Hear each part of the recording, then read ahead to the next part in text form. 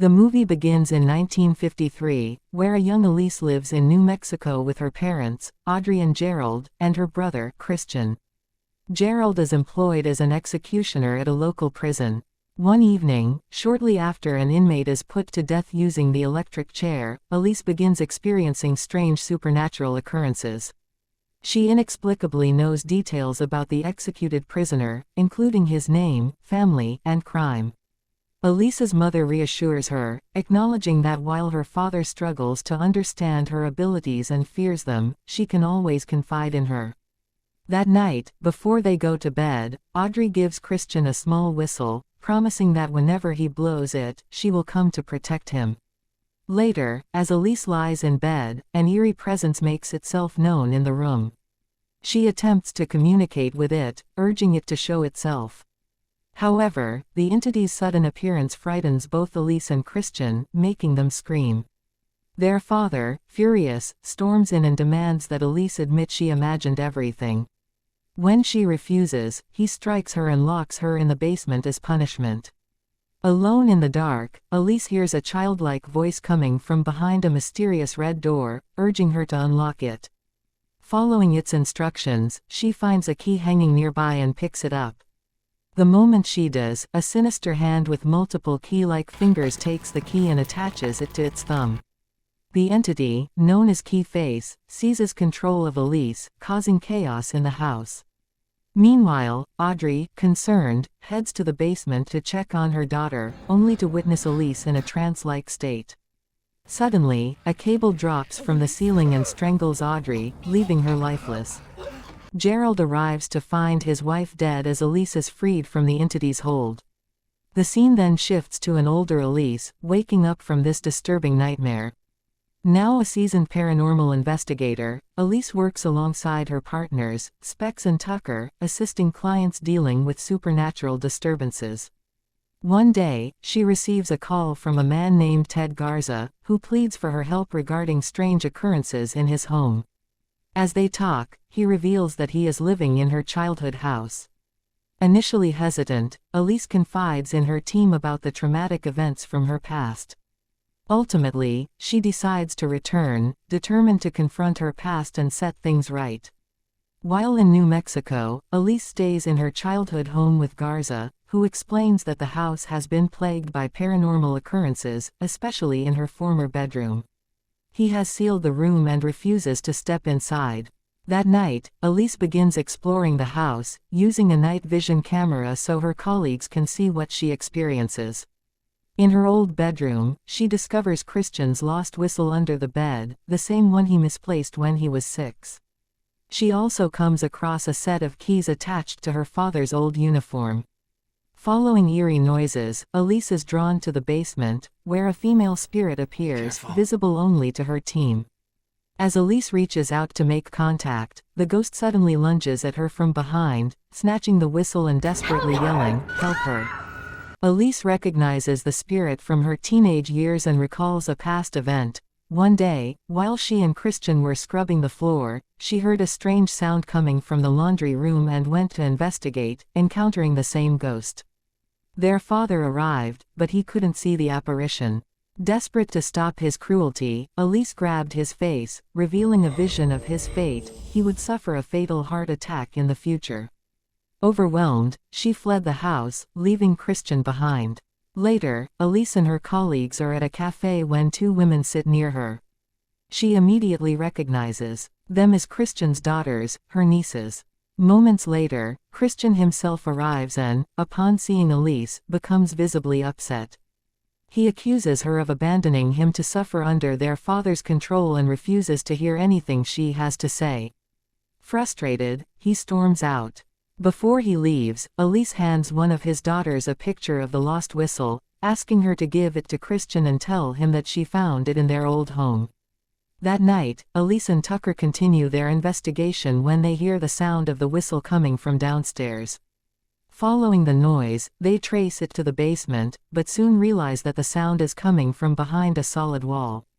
Elise starts asking questions aloud, trying to make sense of what's happening. In response, an unseen force hints that what she's searching for lies beyond the wall. It suddenly dawns on Elise that the wall is actually a hidden door. She rushes back to her bedroom to retrieve the set of keys she found earlier. Upon unlocking the concealed door, Elise is shocked to discover a missing girl shackled to the wall. Before she can react further, Garza storms in, brandishing a gun. Under the sinister influence of KeyFace, he threatens Elise and Tucker before locking them inside and heading upstairs to confront Specs. Before Garza can pull the trigger, Specs manages to overpower him, knocking over a heavy bookcase, which crushes Garza and kills him instantly. The authorities soon arrive, rescuing the captive girl. Elise is then taken in for questioning as the truth about the haunting begins to unfold. While being questioned by the police, Elise suddenly sees the spirit of her niece, Melissa, inside the station. This horrifying sight makes her realize that Christian and his daughters have gone to their old house, searching for the whistle due to its sentimental connection to Christian. Meanwhile, inside the house, Melissa is drawn to the basement after hearing what she believes to be her father's voice.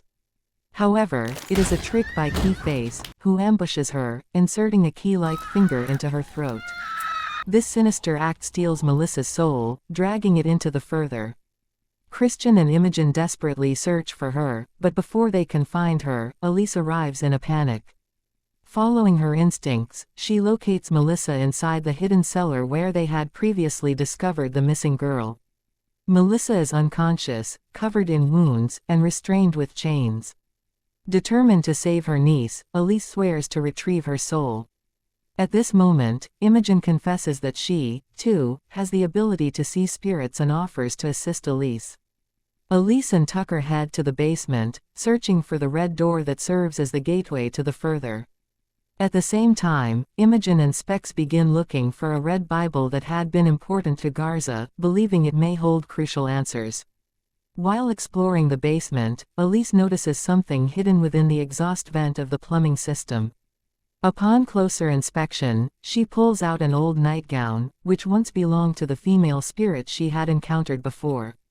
The name, Anna, is revealed as Elise touches the fabric, triggering a vision. Through this vision, Elise witnesses the truth about Anna's fate. The night Elise first saw her in the laundry room, Anna had not been a ghost. She was still alive and had escaped from the hidden cellar where Gerald had imprisoned her, just as Garza had done to his victim. When Gerald entered the laundry room that night, he did, in fact, see Anna but cruelly pretended she wasn't there. Elise then sees how, shortly after she fled her childhood home, her father mercilessly murdered Anna. Snapping back to the present, Elise and Tucker notice that a strip of fabric from the nightgown is tied to a suitcase wedged within the plumbing pipes. Tucker removes the vent cover, allowing Elise to crawl in and examine the suitcase. Inside, she uncovers Anna's skeletal remains along with some of her personal belongings. However, just as Elise prepares to leave, strange noises echo from further inside the pipes.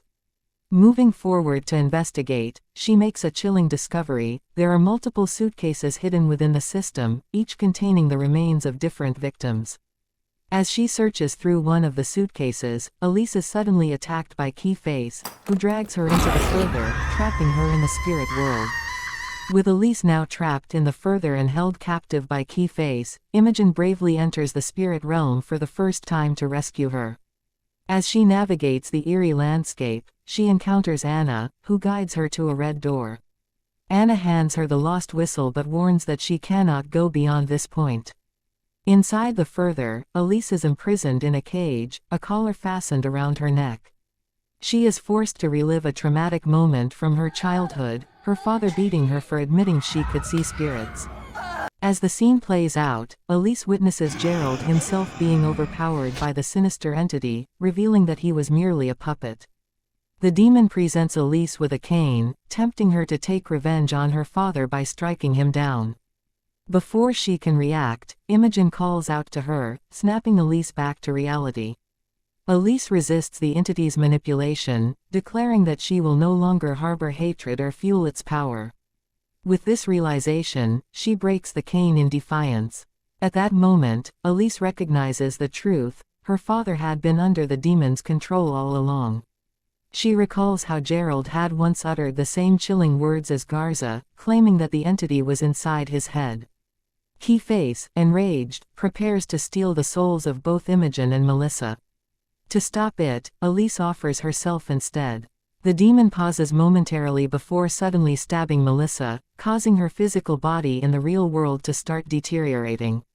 It then turns its attention to Elise, striking her to silence her and attempting to take full control over her. Thinking fast, Imogen tosses the whistle to Elise. She blows it, summoning Audrey's spirit, who arrives just in time to protect them. With her intervention, KeyFace is finally defeated. Elise shares a heartfelt reunion with her mother, expressing her guilt over her death, but Audrey reassures her that she has already been forgiven. Realizing that Melissa's life is slipping away, the three quickly make their way out of the further. Melissa's soul returns to her body just in time, reviving her. Elise and Imogen return to the real world and rush to the hospital, where they reunite with Melissa and Christian. Touched by everything Elise has done, Christian finally forgives her. She hands him the whistle, bringing their painful past full circle. The two share a heartfelt hug before Elise departs for her home in California. That night, as she sleeps, Elise experiences a disturbing vision. She sees a young boy named Dalton, with a terrifying lipstick-faced demon looming over him. The nightmare jolts her awake. Just then, her phone rings. On the other end, a woman explains that Elise had once helped her son long ago and that now her grandson, Dalton, is suffering from the same terrifying experiences. Elise listens intently and agrees to assist, telling the woman she will come in the morning. If you like our work, please share it with your friend and subscribe our channel for more amazing content.